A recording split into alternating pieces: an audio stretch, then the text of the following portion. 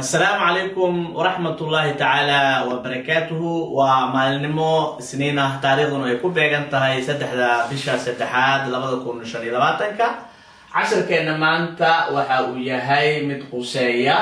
erayo aan isleenahay run ahaantii asxaabtiina way markaasi ka faa'iidi doonaan ciwaanka ka garanaysa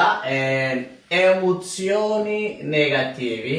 drenada muujinaya maba sheegaya didmada marka emozioni dreno marka qofka dareenkiisa ama shucuur marka afka carabiga waa eraygaas wala Soomaaliyeed laakiin Soomaaliga wuxuu noqonayaa emozioni drenada negativi marka inoo muujinaya waxa laga hadlay inay tahay didmo marka waa 10 eray yaa la dhaliilsanin ama yaana isdhehin casharka aad ay u yahay muhiimadu waxay tahay quality-giisa ama tayadiisa ayaan ka fiirinayna marka 10 kan eray insha Allah taala waxaan jeclahay inaad mataqaanaa ka faa'iido doontaan erayga koowaad wuxuu yahay depressione erayga depression ay Soomaalidu tiraahdaa marka waa qofka markuu hayo walwalka tirada badan oo uu markaasi arin asaga marka culays ku haysa markuu ka walwalay ayaa marka waxa loo isticmaalaa eraygaas depressione erayga labaad wuxuu yahay envidia waa xasidnimo eraygan eray lamcina ah waan ku arki karnaa luqad way balaaran tahay insha Allah waqtiyada kale ama casharada kale ayaan ayagana aan markaasi ku soo qaadan doonaa vergogna waa xishood inta badan eraygan waa la isticmaalaa hadalka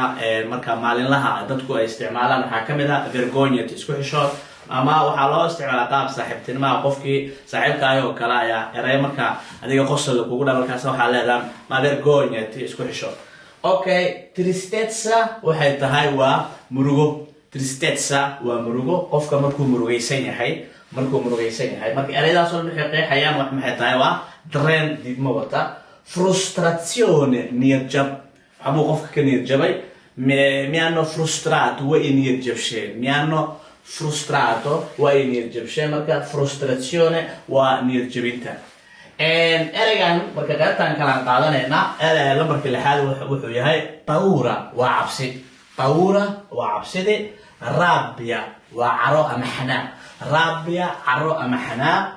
injustitia cadaalad darro justitia waa cadaaladii intaa lagu daray ayaa ka dhigaysaa diidmo injustitia cadaalad darro dubbio waa shaki eray kale la macnaa waa arki karnaa dhib ma lahan dubbio waa markaasi waa shaki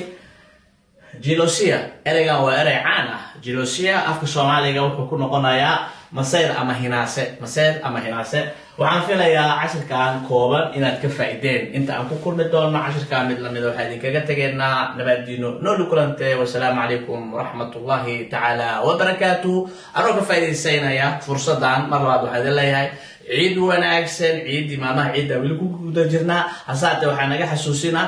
lacag idinkama rabno ciid mubaaraka kaliya waxay tahay like share inaad mataqaanaa inaad nagu saacidaan barnaamijka ciao